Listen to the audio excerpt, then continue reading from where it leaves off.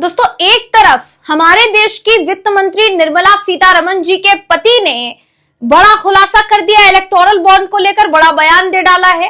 Bharatiya Janata party जिसकी सरकार में, केंद्र सरकार में उन्हीं की पत्नी निर्मला सीतारमण जी वित्त मंत्री हैं, उन्होंने इलेक्टोरल बॉन्ड को सबसे बड़ा स्कैम बता दिया है, दुनिया का सबसे बड़ा स्कैम बता दिया है दोस्तों। वहीं दूसरी तरफ रघुराम राजन ने भी कई तरीके के सवाल हमारी अर्थव्यवस्था पर खड़े कर दिए और कहा है कि जिस तरीके की नीति बनाई जा रही है और हमारी अर्थव्यवस्था को बढ़ा चढ़ाकर दिखाया जा रहा है, अगर भारत की जनता इस पर विश्वास कर रही है तो ना करे, क्योंकि ऐसा कुछ नहीं है, सिर्फ और सिर्फ ढकोसला है। दोनों खबरें क्या है दोस्तों, बहुत दिलचस्प खबरें हैं, दोनों बताऊंगी इस खबर में आपको। ये भी बताऊंगी निर्मला सीतारमण जी के पति ने आगे और क्या क्या कहा है, क्या क्या खुलासे किए इलेक्टोरल बॉन्ड को लेकर, सारी चीजें बताएंगे आपको इस खबर में। आखिर तक इस वीडियो को जरूर देखिएगा।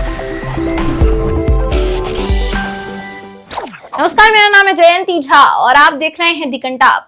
दोस्तों, निर्मला सीतारमण जी के पति का बयान वायरल हो रहा है सोशल मीडिया पर, लगातार वायरल हो रहा है, जिस बयान में वो इलेक्टोरल बॉन्ड को लेकर बहुत कुछ कहते नजर आ रहे हैं। सबसे बड़ी बात जो उन्होंने कही इलेक्टोरल बॉन्ड को लेकर, वो स्कैम बताया है उन्होंने। आगे मैं आपको दुनिया भर में जाने माने अर्थशास्त्री और भारत के आरबीआई के पूर्व गवर्नर रह चुके हैं रघुराम राजन का मैं आपको बयान बताऊंगी कि उन्होंने हमारी अर्थव्यवस्था को किस तरह से चौपट करार दिया है और कहा है एक तरीके से कि हमारी अर्थव्यवस्था को जिस तरीके से हाइक करके दिखाया जा रहा है, हमारे देश की मीडिया दिखा रही है, हमारे देश की सरकार दिखा रही है, उस पर अभी फिलहाल विश्वास नहीं किया जा सकता। वो आपको आगे बताऊंगी। उससे पहले बात कर लेते हैं हम कि निर्मला सीतारमण जी के पति ने क्या कुछ कहा है। एक आर्टिकल दोस्तों आपकी स्क्रीन पर है।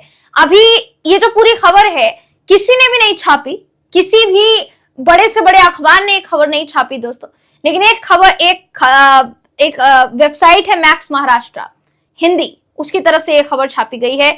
लिखा है कि निर्मला सीतारमण के पति ने कहा है कि इलेक्टोरल बॉन्ड हिंदुस्तान का ही नहीं बल्कि दुनिया का सबसे बड़ा स्कैम है।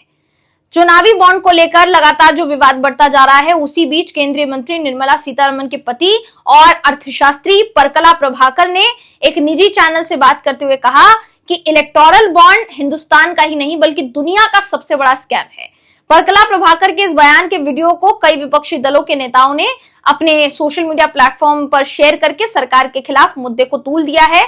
चुनावी बॉन्ड के रूप में देश भर से कई कारोबारी प्रतिष्ठानों ने चंदा दिया, राजनीतिक दलों को दिया गया दोस्तों चंदा। कंपनियों ने मुनाफे से ज्यादा राजनीतिक पार्टी को चंदा दिया है दोस्तों। चुनावी बॉन्ड के जरिए सबसे ज्यादा चंदा भाजपा को मिला है।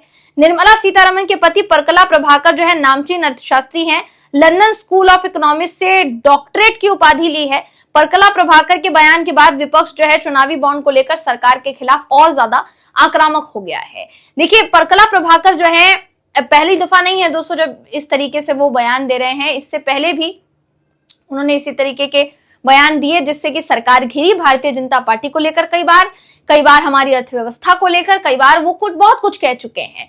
उनके बयान पर फोकस करना इसलिए जरूरी हो जाता है क्योंकि निर्मला सीतारमण जी के पति हैं, और सबसे जरूरी बात यह है कि हमारे देश में जाने माने अर्थशास्त्री हैं, तो परकला प्रभाकर का एक एक बयान जरूरी है। इलेक्टोरल बॉन्ड क्या है ये हम आपको समय समय पर बताते आए हैं दोस्तों, अभी तक आपको पता चल गया होगा। चुनावी चंदा जिस स्कीम को सबसे पारदर्शी बताया था सरकार ने, पारदर्शिता आएगी हमारी अर्थव्यवस्था में, इकोनॉमी में भ्रष्टाचार खत्म होगा, काला धन खत्म हो जाएगा, ऐसे तमाम तरीके के दावे करते हुए सरकार इस स्कीम को लेकर आई थी।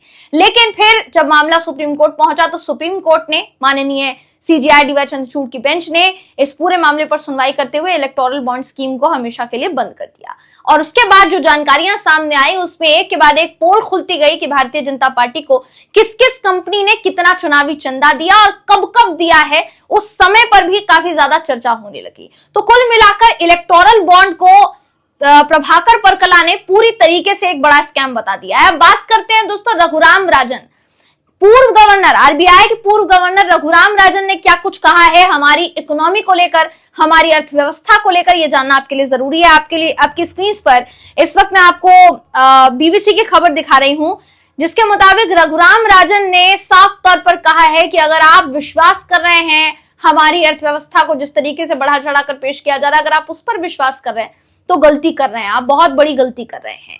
भारत बहुत बड़ी गलती कर रहा है। मोदी के विकसित भारत लक्ष्य पर भी उन्होंने बात की है दोस्तों। क्या कुछ कहा है ये मैं आपको बताना चाहूंगी। देखिए, उन्होंने साफ तौर पर यह कहा है कि भारत को चाहिए कि अपनी मजबूत संरचनात्मक समस्याओं को वो सुलझाए, तभी वो मजबूती से उभर सकता है। बीबीसी संवाददाता निखिल इनामदार को दिए इंटरव्यू में रघुराम राजन ने पीएम मोदी के 10 साल के कार्यकाल में भारत की अर्थव्यवस्था पर विस्तार से बात की है।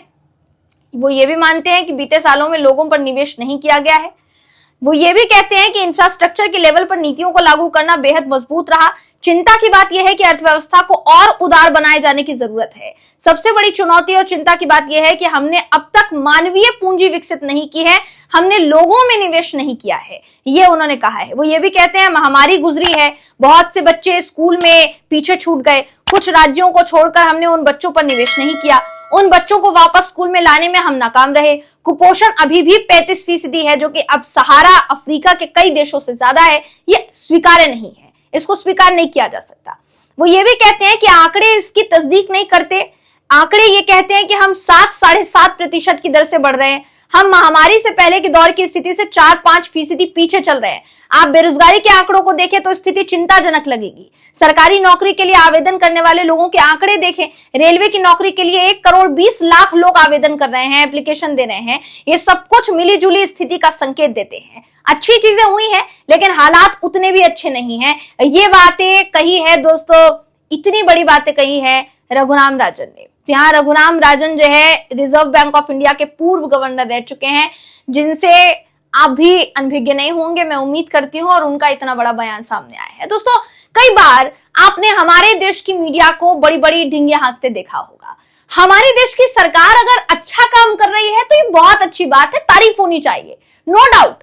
किसी चीज में अगर अच्छा काम कर रहे हैं तो तारीफ होनी चाहिए। लेकिन अगर लगातार आपके सामने मुद्दे ही मुद्दे हैं कि सरकारी पद जो है वो खाली है, सरकारी वैकेंसीज खाली पड़ी हुई है हर विभाग में, लेकिन भर्ती नहीं की जा रही है, सरकारी नौकरियां नहीं मिल रही है लोगों को, आवेदन पर आवेदन हो रहे हैं लेकिन नौकरियां नहीं मिल रही है युवाओं को।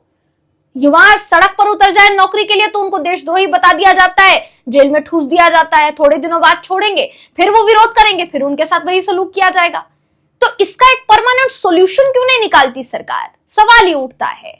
दूसरी तरफ इलेक्टोरल बॉन्ड को लेकर क्या कुछ कहा गया परकला प्रभाकर द्वारा, निर्मला सीतारमण जी के पति द्वारा, यह भी हमने आपके सामने रखा है। देखिए, ये चिंताजनक विषय है। अगर आप गौर से देखेंगे, इलेक्टोरल बॉन्ड के जरिए इतना चुनावी चंदा तमाम दलों को जाता है, हमारी इकोनॉमी में वो फ्लो होता चला जाता है, हमारे तमाम विपक्षी दलों से लेकर तमाम सत्ताधीन पार्टी तक वो चंदा जो है वो फ्लो में जाता है।